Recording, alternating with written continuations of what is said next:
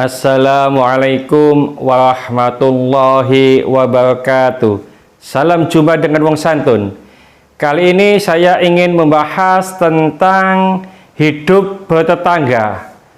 Tetangga adalah orang yang paling dekat rumahnya dengan kita. Dalam Islam, tetangga memiliki hak-hak tertentu sebagaimana disebutkan dalam beberapa hadis Rasulullah Sallallahu Alaihi Wasallam, seperti hak untuk mendapatkan rasa aman dari gangguan dan sebagainya. Oleh karena itu, kita diperintahkan Allah untuk berbuat baik kepada tetangga. Dalam Al-Quran disebutkan, A'udzubillahi minasyaitonirrajim, Bismillahirrahmanirrahim, wa'budullaha wa la tusyriku bi syai'an, dan sembahlah Allah dan jangan mempersekutukannya dengan sesuatu. Wa bil walidaini ihsana wa bidil qurba wal yatama wal masakini wa jaridil qurba wa jaril junub, dan hendaklah berbuat baik kepada kedua orang tua, sanak kerabat, anak yatim, orang-orang miskin, tetangga dekat dan tetangga jauh. Ada beberapa hal yang berkenaan dengan hidup bertetangga.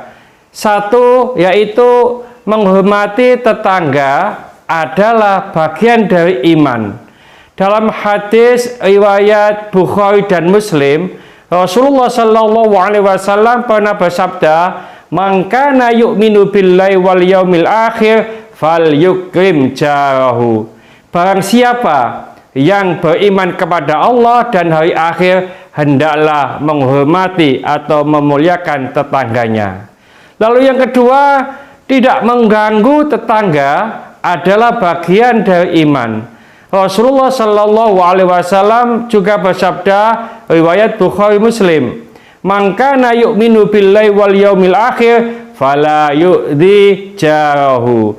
Barang siapa yang beriman kepada Allah dan hari akhir, maka janganlah mengganggu tetangganya. Yang ketiga, bersikap baik kepada tetangga adalah tanda muslim sejati. Dalam hadis riwayat Ibnu Majah dan Abu Ya'la, Rasulullah Shallallahu Alaihi Wasallam pernah bersabda, "Wa ahsin jiwaro man jawaraka takun musliman." Bersikaplah yang baik terhadap tetangga, niscaya kamu akan menjadi muslim yang sejati. Lalu yang keempat, mengganggu tetangga halal untuk dilaknat. Ada hadis riwayat Abu Ya'la dan Ibnu Hibban. Ada seorang lelaki datang kepada Nabi Shallallahu Alaihi Wasallam dan mengaduh kepada beliau tentang kezaliman yang dilakukan tetangganya.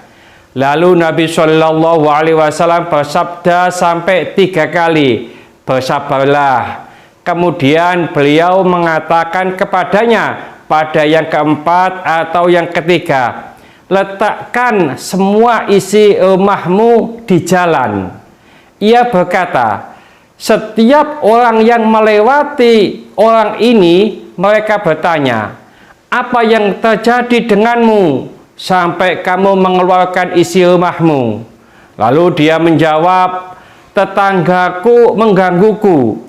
Mendengar jawaban ini, maka setiap orang yang melewatinya mengucapkan, "Semoga Allah melaknatnya." Sampai akhirnya tetangga pengganggu itu datang. Ia mengibah, "Masukkanlah kembali barangmu dan saya tidak akan mengganggumu selamanya." Lalu yang kelima, wasiat Jibril untuk memperhatikan tetangga. Dalam hadis riwayat Bukhari Muslim, Rasulullah Shallallahu Alaihi Wasallam bersabda, "Ma zala yusini Jibrilu bil jari hatta donantu annahu sayuwarithuhu." Maksudnya adalah tidak henti-hentinya malaikat Jibril berpesan kepadaku, kata Nabi, untuk berbuat baik kepada tetangga, sampai aku mengira bahwa tetangga akan ditetapkan menjadi ahli warisnya. Dan yang keenam adalah mencintai tetangga seperti mencintai diri sendiri. Dalam hadis riwayat Muslim, Rasulullah Shallallahu Alaihi Wasallam bersabda, "Walladzi nafsi biyadihi la yu'minu 'abdun hatta yuhibba li jarihi." Dan demi zat yang aku dalam genggamannya, tidaklah beriman seorang hamba sehingga ia mencintai tetangganya. Au qala li akhihi, atau beliau mengatakan kepada saudaranya, ma yuhibbu li nafsihi, seperti mencintai dirinya. Yang ketujuh, mengganggu tetangga tempatnya di neraka. Ada hadis riwayat Muslim, ada seorang yang bertanya kepada Nabi Shallallahu Alaihi Wasallam, sesungguhnya si fulana itu sering berpuasa di siang hari dan melaksanakan sholat di malam hari, tetapi lidahnya sering mengganggu tetangganya. Maka beliau bersabda, tidak ada kebaikan di dalam dirinya dan dia adalah penghuni neraka. Lalu Rasulullah ditanya lagi oleh wanita lain, dia hanya melakukan sholat wajib, puasa di bulan Ramadan, dan bersedekah dengan gandum, tapi dia tidak pernah mengganggu seseorang dengan lisannya. Lalu beliau bersabda, dia adalah penghuni surga. Yang kedelapan, larangan keras mengganggu tetangga. Ada hadis riwayat Muslim, Rasulullah Shallallahu Alaihi Wasallam bersabda, la yadkhulul jannata man la ya'manu jaruhu bawa'iqahu. Maksudnya, tidak akan masuk surga orang yang tetangganya tidak merasa aman dari gangguannya. Lalu yang kesembilan, bahagia bila punya tetangga yang baik. Ada hadis riwayat Ahmad, Rasulullah Shallallahu Alaihi Wasallam pernah bersabda, min sa'adatil mar'il jarus sholihu wal markabul hani'u wal maskanul wasi'u.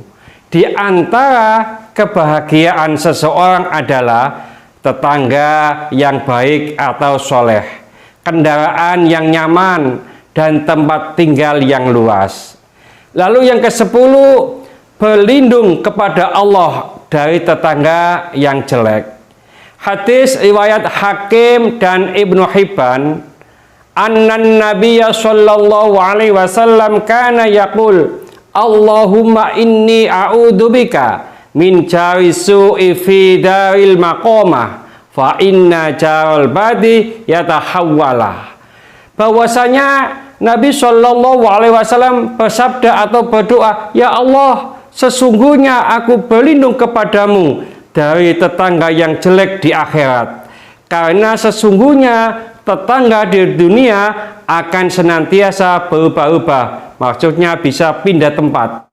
Yang ke-11, anjuran memberi makanan kepada tetangga. Ada sebuah hadis riwayat Muslim bahwasanya Rasulullah pernah berkata kepada Abu Dzar, ya Abu Dzar, idza tabakhta marqatan fa'aktsir ma'aha wa ta'ahad jiranaka. Wahai Abu Dzar, apabila engkau membuat suatu makanan, maka perbanyaklah kuahnya, kemudian undanglah atau bagikan kepada tetanggamu. Dan yang ke-12, larangan meremehkan pemberian tetangga. Ada sebuah hadis riwayat Bukhari dan Muslim, Rasulullah pernah bersabda, ya nisa al-muslimati, la tahqironna jaratun li jaratiha, walau firshina syatin. Wahai para wanita muslimah, janganlah satu tetangga meremehkan pemberian tetangga yang lainnya, meskipun itu hanya kaki kambing, maksudnya yang tidak berdaging. Yang ke-13, tetangga paling dekat pintunya lebih utama diberi hadiah. Ada hadis riwayat Bukhari an Aisyah radhiyallahu anha, qultu ya Rasulullah, inna li jaraini fa ila ayyihima uhdi, qala ila aqrabihima minki baban. Hadis ini dari Sayyidatina Aisyah radhiyallahu anha. Ia berkata, wahai Rasulullah, sesungguhnya aku mempunyai dua tetangga, kepada siapakah aku akan memberi hadiah? Beliau menjawab, ke rumah yang paling dekat pintunya denganmu. Yang ke-14, tetangga menjadi saksi. Ada hadis riwayat Ibnu Majah dan Baihaqi yang maksudnya adalah telah datang kepada Nabi Shallallahu Alaihi Wasallam seseorang lelaki. Lalu ia bertanya, wahai Rasulullah, bagaimanakah aku bisa mengetahui apakah aku ini orang baik atau orang yang tidak baik? Maka Rasulullah Shallallahu Alaihi Wasallam bersabda, jika tetanggamu mengatakan kamu orang baik, maka berarti kamu orang baik. Sementara jika mereka berkata engkau orang tidak baik, maka berarti kamu orang yang tidak baik. Yang ke-15, tidak ada istilah sedikit dalam mengganggu tetangga. Ada hadis riwayat Tabrani, Rasulullah Shallallahu Alaihi Wasallam pernah bersabda, la qalila min adal jari. Tidak ada istilah sedikit dalam mengganggu tetangga. Inilah beberapa hal berkenaan dengan masalah hidup bertetangga. Mudah-mudahan sedikit ini dibarengi hidayah oleh Allah Subhanahu wa Ta'ala. Mudah-mudahan bermanfaat bagi kita semuanya. Sampai jumpa di video yang akan datang. Akhir kalam, assalamualaikum warahmatullahi wabarakatuh. Salam Mung Santun.